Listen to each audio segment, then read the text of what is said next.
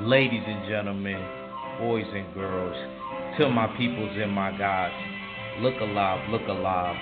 It's your boy Act Reacher with another episode of the Jab Jamboree, produced by the ldbc, executive produced by the fullberzerkerklan. You already know. Out here in Virginia, just wanted to make a quick video talking about Jeison Rosario versus my man Julian J-rock Williams. This fight is going to be a good one. I feel as though a lot of people aren't too familiar with my Dominican brother, Jeison Rosario. Jeison Rosario fought some people on the come up. I know a lot of y'all aren't well knowledge doing this, but if you watch this video, you will become well knowledge. Jeison Rosario fought one of the 154 pounders that me and my brother Mac really like, Giovanni Clark. Knocked him out the ring. Giovanni Clark got back in the ring and fought on, but he lost. He also had a very tough schedule on the come up. He fought Justin Deloach. I don't know if y'all remember, he was the up-and-coming prospect from the same hood as Vernon Forrest from Augusta, Georgia. I got some peoples out there. Shout out to my homegirl Jaleesa. Hey. He also fought Justin Deloach. He fought Nathan Gallimore.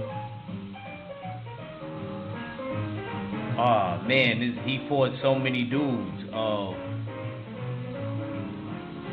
Nathan Gallimore, Giovanni Clark. I feel like I'm missing somebody that he fought. He fought Jorge Cota right before he was getting this fight with Julian J-rock Williams, which is well deserved and well earned.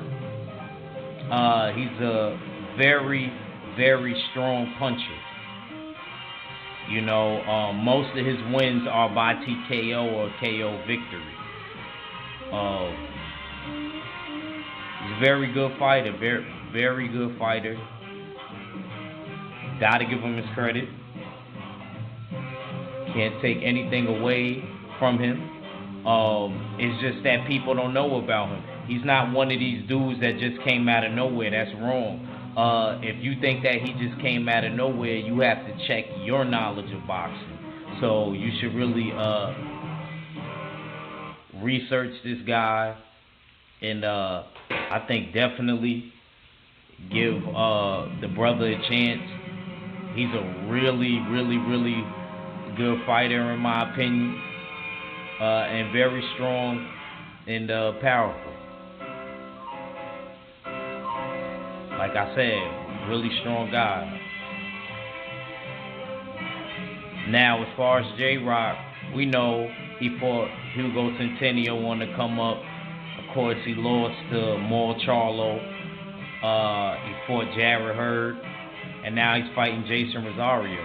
He wanted the rematch with Jarrett Hurd, and a lot of people I see are complaining about the decision making that Julian J-rock Williams made in fighting Jeison Rosario. I think Jeison Rosario give anybody at 54 work. I'm going to say that again. I think he would upset a lot of these dudes that's up and coming, which he did already. Like I told you, Justin Deloach, Giovanni Clark. I know I'm missing somebody else in there. If somebody else, like he fought Justin Deloach, is somebody else back to back. Oh man, can't think right now. Damn, it was just there. There's another person. I know I'm missing another person. I'm gonna be mad after this video. Like, yeah, that's who he fought. It's one more person that he fought in between that time. But y'all already heard the names right there. The names right there is ridiculous, man. This man has names on his resume. So we gotta respect boxers. If you don't have too much knowledge on a certain boxer and you may not be well versed on the boxer, I don't think that should lead to you, doodling on them. And yeah, man, I just feel as though, you should do the proper research. You shouldn't just wave in the air that you feel as though that this person isn't good. Oh, he just fighting another bum.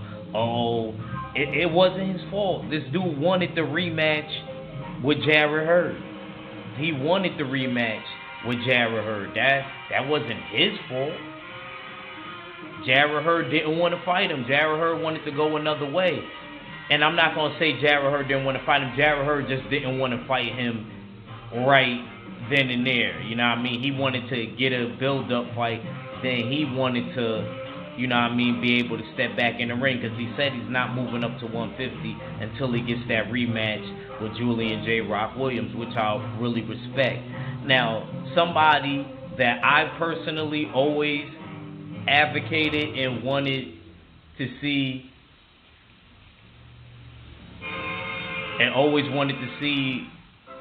the brother J-Rock fight. I always wanted to see him fight Erickson Lubin.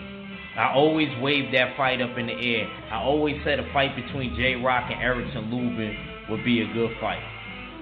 If I'm not going to get that fight at 54, I wouldn't mind even seeing him against, Mel Charlo. I really kind of don't even know who I favor in that fight between J-Rock and Mel Charlo right now. I feel as though Mel Charlo has the edge in punching power, but I can't necessarily be sold on that, because Mel could probably really get outboxed by that.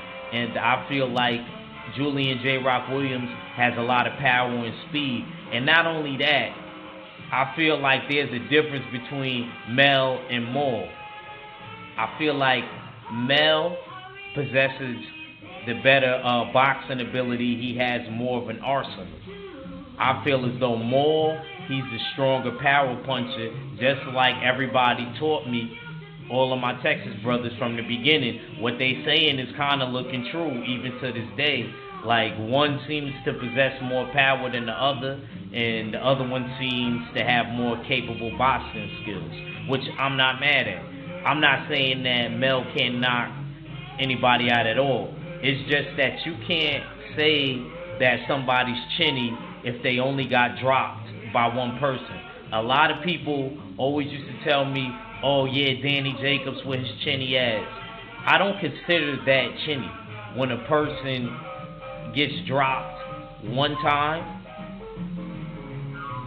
and then it takes them 7 years to get probably dropped again, that's not a bad chin at all. A bad chin is somebody like a motherfucking Yuriorkis Gamboa. You going down motherfucking damn near every fight. Or like Felix Tito Trinidad. You going down every fight. So, I don't necessarily agree with that. I think J-Rock has a very durable chin. It shows Jarrett Hurd don't hit light, man. Jarrett Hurd don't hit light at all. He was able to knock Jarrett Hurd down. So we got to respect J-Rock in that aspect. So I just can't sit here and play this, even though I like the Charlos, you know what I mean? And we got to stop. Another thing we got to stop doing with the Charlos, and I want the brothers to stop doing this, we got to stop acting like if you beat one, you beat both of them. Because even people in New York feel like that. Oh, if you beat one Charlo, you beat it. You beat them both. If you beat one Charlo, you beat them both, basically. That's not true, bro. What world are you living in? It's called twins. It's called separate people. You know what I mean? You know what I mean? Maul isn't always in LA with Mel, and Mel ain't always in Houston with Maul. They separate people. One has a loss on their record, the other one doesn't. So they're two different people. Stop acting like if you beat one of them, everybody thinks just because Mel got a loss, Maul got a loss. Nah, it don't work like that. They're two individual people, and they're two individual fighters. If you ever want to ask somebody who's been in the ring with both of them, who probably will go down in the Hall of Fame for fighting identical twins, ask motherfucking Austin No Doubt Trout. He'll tell you the difference. Watch the video when he's interviewed and he talks about fighting both of them and the comparisons that he makes and how he differentiates both of them. So we gotta stop doing that, man. So I don't know, man. I'll debate anybody with that. I'll debate anybody. So, you know, personally, I feel as though, you know, that fight is a real big fight. I think the Mel Charlo fight against J-Rock Williams, that's our ideal fight. I think after Jeison Rosario and J-Rock take care of what they got to take care of, and I feel as though J-Rock will be victorious. I think after this fight, you know what I mean, and hopefully Mel, if you hear this and this gets out to you, please go to the fight. Try to go to the fight, make things interesting. I feel like a lot of fighters don't go to a lot of dudes fight that they can have potential matches with because, you know, they smelling their ass. They feel like, damn, he didn't come to my fight, so why should I go to his fight, purchase a ticket, and go out to his fight? But nah, it shouldn't be like that. I feel like as boxers and as fighters, we owe the fans that.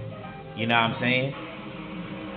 I'm not saying we owe the fans everything, but we at least owe them that to make some type of compelling matchups. Yeah, I feel like every fight isn't going to be possible and there on the table, but I feel like, damn, you know what I mean? You should at least want to try to make a fight, you know, and, you know what I mean, make a really good matchup for the fans. That's just what I feel. You don't got to listen to me, though. So, yeah, as far as my prediction,